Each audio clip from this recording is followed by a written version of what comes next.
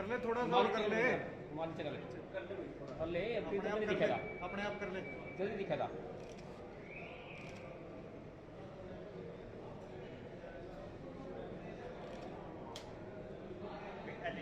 क्या दीदी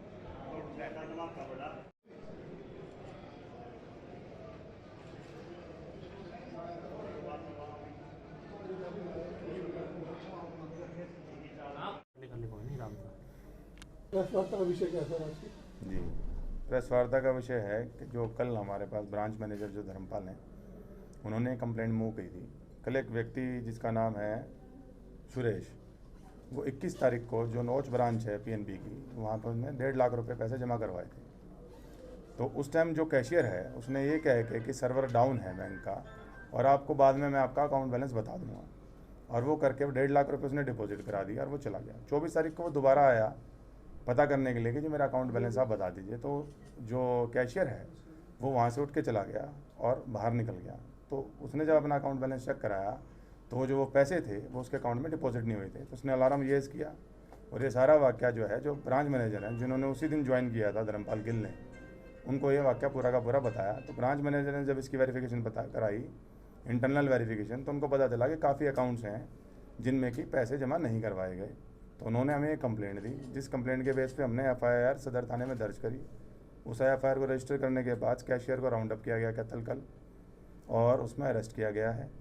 और उसके बाद में जो है अब इनका रिमांड लिया जाएगा और फर्दर पूछताछ करी जाएगी कि कितने कितने लोगों से जो पैसे लिए गए हैं वो डिपॉजिट नहीं हो पाए हैं। अभी हमारे पास जो कल बैंक मैनेजर्स को जो एप्लीकेशन आई थी उसमें 23 व्यक्तियों ने एप्लीकेशंस दी, जिसका अप्रोक्सीमेट जो अमाउंट है वह 1,70,00,000 के करीब है कि इतने पैसे का जो है गबन कैशियर ने किया है। बाकी तफ्तीश का विषय है कि किन किन लोगों के जो है पैसे इसने नहीं दिए। तो कहाँ से गिरफ्तार किया गया? कैथल शहर से गिरफ्तार किया गया। कुछ स्थिति में रसीद नहीं रखते लोग, संभाल के बैंक में जमा करा के निकल जाते हैं। देखिए, वो हमने सभी को नोटिस जारी कर दिए हैं। जो 23 एप्लीकेशंस आई थी और भी आएंगी, उन सभी को नोटिस दे दिए गए हैं कि उनके पास जो भी डॉक्यूमेंट्स हैं वो डॉक्यूमेंट्स ले आएँ, प्लस उनकी अकाउंट स्टेटमेंट्स भी निकाल ली जाएगी और फिर वेरीफाई किया जाएगा। इसके अलावा बैंक की जो इंक्वायरी कमेटी है, बैंक कंपनी एक इंटरनल इंक्वायरी कंडक्ट करा रहे हैं, तो उससे भी ये पूरा अनर्थ हो जाएगा कि ये नेक्सस कौन कौन था, कि ये क्या अकेले कैशियर का काम है या कोई इसमें कोई और का बैंक का ऑफिशियल भी इन्वॉल्व है। तो सर अब तक कोई रिकवरी वगैरह भी हुई है इनसे? नहीं, अभी तक कोई रिकवरी नहीं हुई है। अभी तो अरेस्ट ही किया है और जो वाउचर्स वगैरह हैं वो वेरिफिकेशन कर रहे हैं हम, और आज रिमांड लेके फिर इसके आगे तफ्तीश करेंगे। देखिए, ये जो ये व्यक्ति था ये ऑनलाइन गेम खेलता था।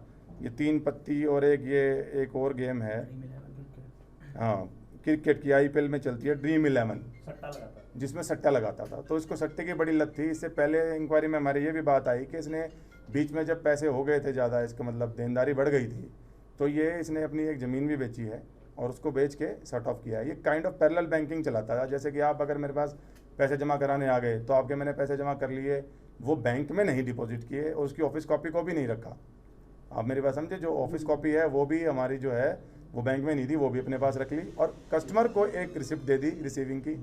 तो आज पैसे ले लिए, कोई मांगने आया तो उसी में से कुछ दे दिए और बाकी एम्बेसडर। तो सर अब तक की जांच में कुछ पता चला, कुछ बताया हो किसके साथ और कौन कौन शामिल थे इसमें? देखिए, अब तक की पूछताछ से तो जो प्रिलिमिनरी हमने जांच करी है, तो अभी तो रिमांड लेंगे।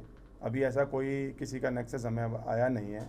वो तो हम स्टैंडर्ड ऑपरेटिंग प्रोसीजर हमने रिक्वेजिशन किया हुआ है बैंक से कि जो पैसे डिपॉजिट होते हैं और जो एग्जिट होते हैं उनके SOPs क्या हैं, उसके आधार पे आगे कार्रवाई की जाएगी। अभी कुछ पता चलो कब से कर रहा था सही?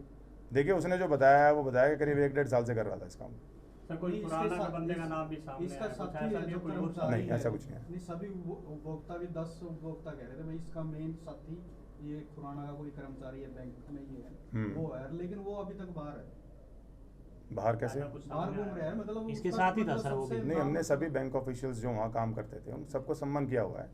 सभी को इंक्वायरी ज्वाइन कराई जाएगी। अगर किसी का रोल आएगा तो विल टेक एक्शन। तो क्रिमिनल हिस्ट्री भी कोई है कुछ? नहीं, इसकी कोई क्रिमिनल हिस्ट्री। सर लोग कैसे बचे अगर इस तरह के अपराधों से, बता दो। देखिए, ये जो रामबीर है ये सेठा माजरा जिला जींद का रहने वाला है।